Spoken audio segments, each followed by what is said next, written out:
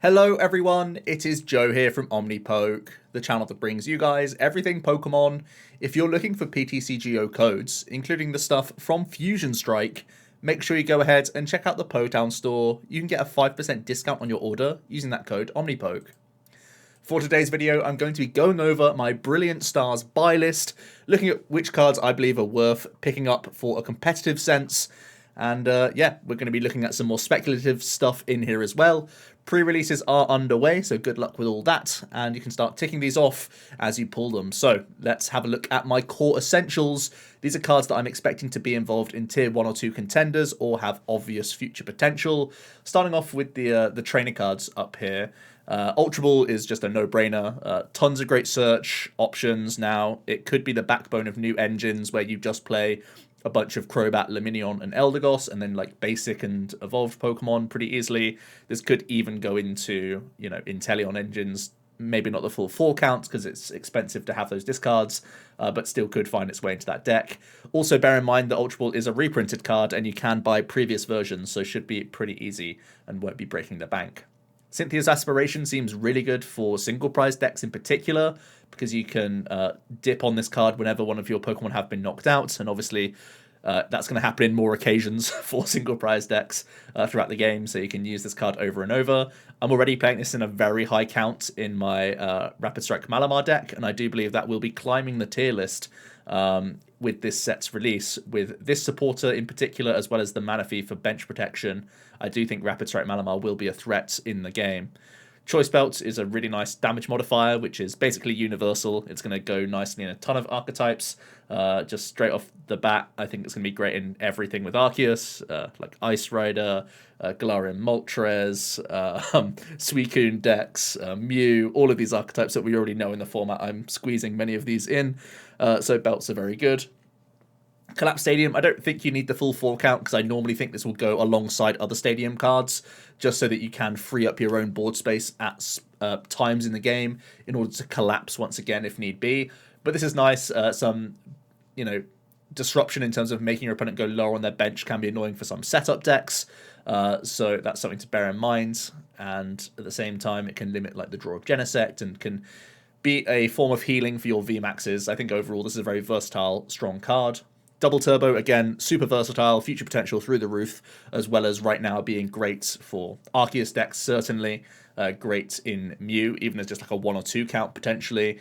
Good for Togekiss, good for a number of 1-prize decks that already have Twin Energy, but need just, like 2 or 3 more energy to fulfill their double colorless cost. Yeah, overall, very, very strong card.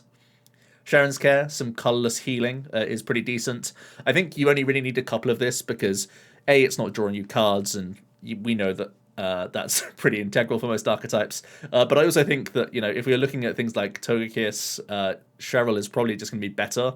The upside of Sharon's Care is that you get to protect cards like Double Turbo and Choice Belt, so you may just want to have a couple in here if you are going to be playing the Eldegoss bouncing style archetype in particular, or if you just want to remove tempo from the opponent and try and buy back a turn. It's not a bad supporter, and again, has good future upside. Roseanne's Backup seems very good for control, if that is your preference, but also is just versatile enough in what it can recover from that discard pile that can combine nicely as long as you're playing decent draw engine Pokemon. I think Roseanne's Backup goes quite nicely with like Cincino engines, for example, because this is a great way that you can draw straight back into the cards you've just recycled back into the deck. If you know that your strategy is core to having like Basin or Choice Belt or any of these other interesting stadiums, tools, or Pokemon even, this can be a great way to reload those sorts of cards, and I think, again, tons of future potential upside here. I do think its tempo is kind of slow, so you have to be quite selective about this card, but overall I think it's versatile enough that you definitely want it in the binder. There's a ton of interesting supporting Pokemon as well this set. I'm a huge believer of Arceus.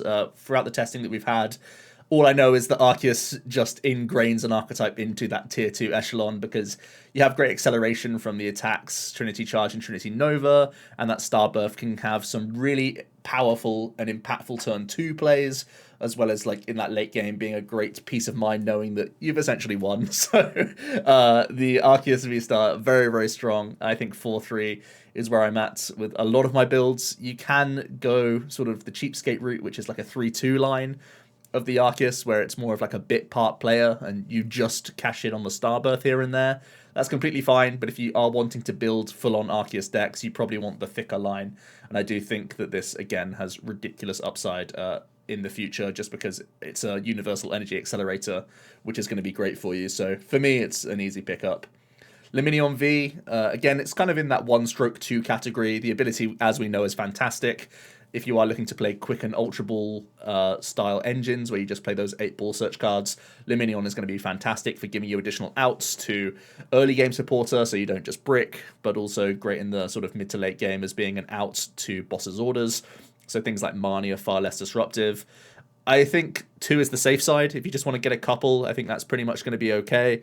It means that if you are in future building an archetype that needs like a turn 1 supporter, for example, having the 2 Luminion is going to be the optimal count, because prizing it would just be so detrimental. Bibarel also seems nice at that sort of 2 count sweet spot, where it sits on board, gets you some incremental value by drawing back up to 5 cards. Always pretty decent there.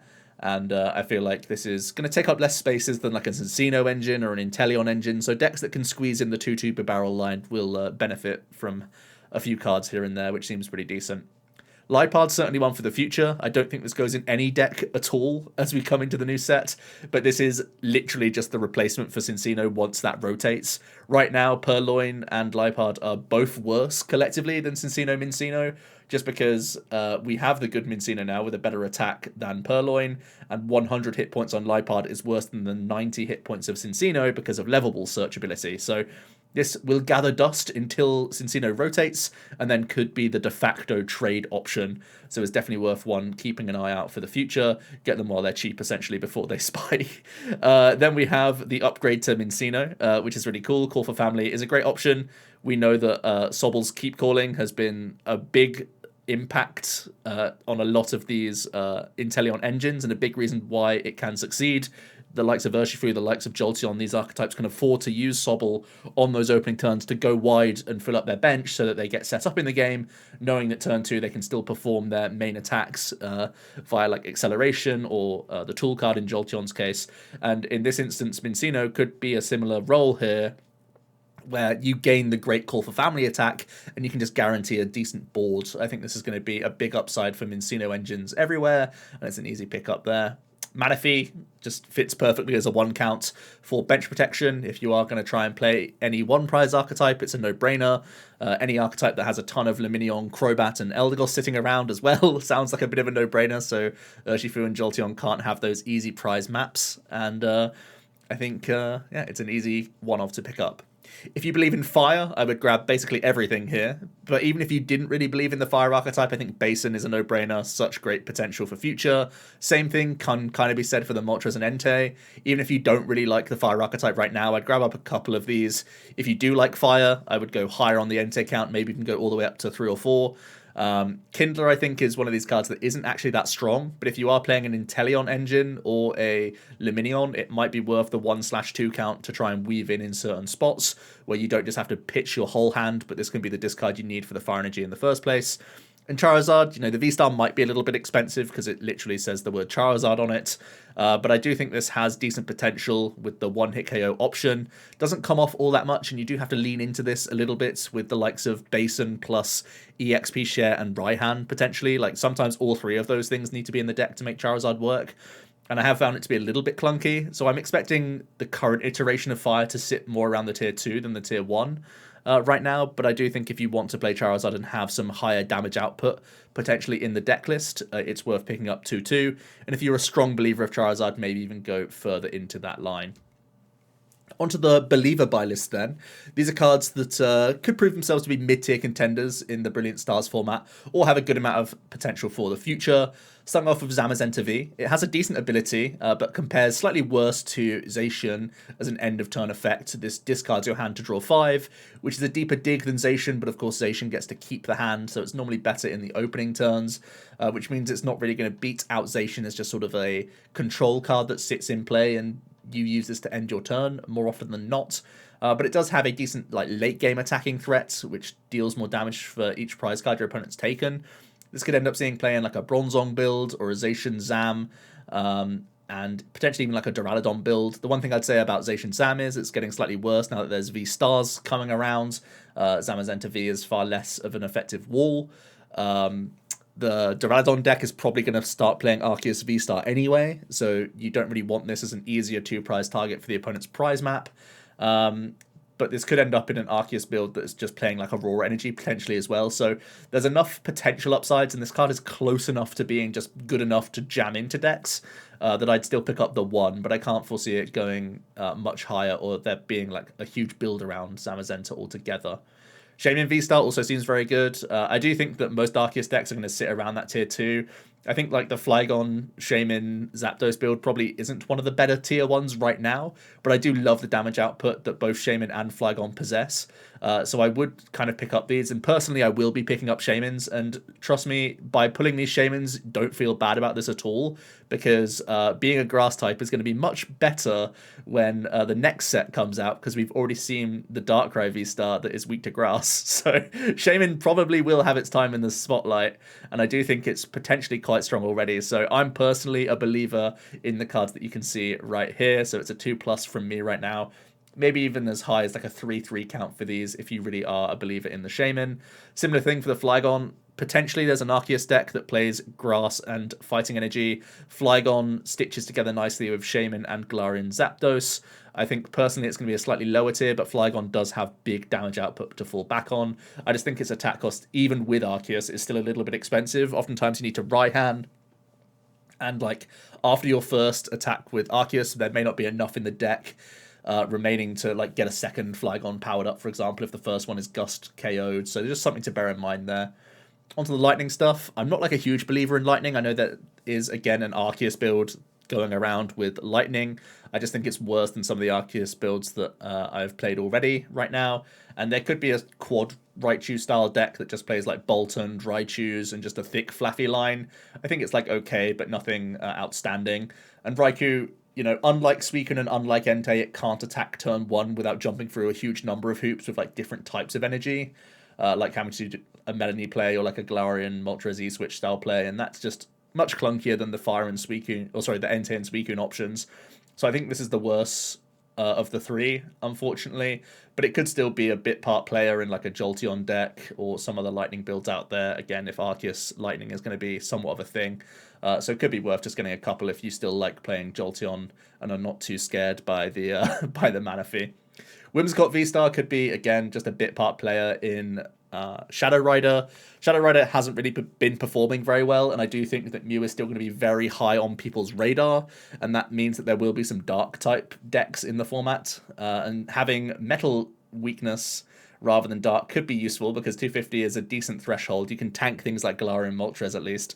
The problem is that Tricky Wind is like a really low damage output play, and the V-Star power is like a decent sniping option, but it's not crazy, and it removes energy from play, which also is anti-synergistic to your game plan as a Shadow Rider. So I'm personally not a fan, but it does have some annoying text on the card and could end up being a tech option. For some single prize archetypes, there's Tool Drop coming back in the form of Pachirisu, and Honchkrow is the way that you can jam a bunch of tools all onto one Pokemon and increase your damage output. Kind of interesting. Your board space will get filled up with some of these awkward Pokemon though, and you're not going to have much in the way of a draw engine, possibly just like Barrel or something like that, but your deck is going to be full of tool cards as well, so you're going to be clunky at times. You're going to have to like research away tools when you really don't want to in the opening just because you haven't drawn enough Pokemon, that sort of thing. You'll draw things in the wrong sequence, which is kind of awkward. Sometimes Honchkrow can get gusted and KO'd. It might be quite difficult though, because a lot of the tools you'll put onto Honchkrow will be buffing its health, but at the same time, decks have high damage output and can KO Honchkrow, and then it really hurts your longevity with Pachirisu, and at the same time you are terrified of Path of the Peak, because then Honchkrow is doing basically nothing for you, and again will be reducing its hit points down to an easy Gust KO play as a 2-prizer. Floatzel, you don't even need the Buizel here. I think this could just be part of a Zoro Water control box, with Floatify being a great way to get back item cards, the likes of Palpad, the likes of Crushing Hammer, the likes of Ordinary Rod, all these sorts of great resource generators and disruption style cards. Floatzel is going to be great at recycling and will be a huge headache. If you like playing control, Floatzel is an easy pickup for you as just that 2 count.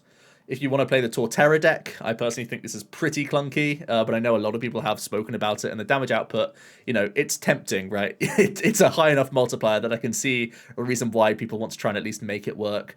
And if you are playing Torterra, thanks to Grotl's ability being so strong, you probably just go the full 4-4-4 line, possibly 4-3-4 if you want to, knowing that you'll still probably need rare candies to be putting on turn 2 pressure. But Grottle has a great ability that you just want to try and spam as quickly as possible to fill up your board. I still think it's too much work to get rolling consistently, but I know some people are talking about Torterra.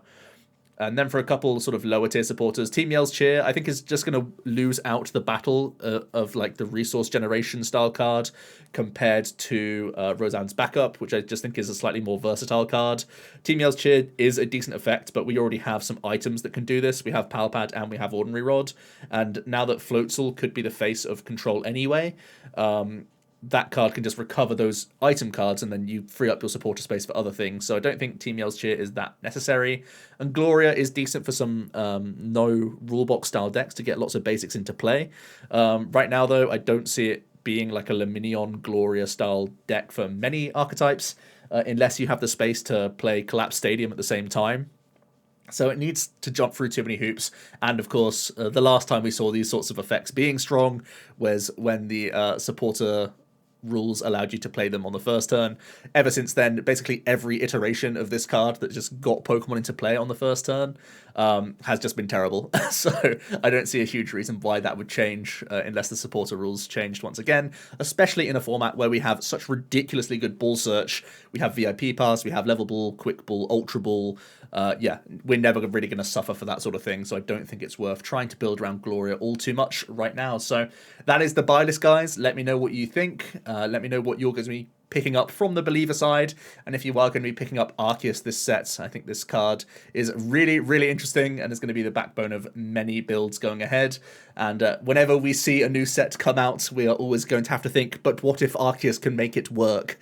So yeah, that's going to be an interesting thing to follow up on. Hope you did enjoy today's video, guys, and I will see you tomorrow for another one. Cheers.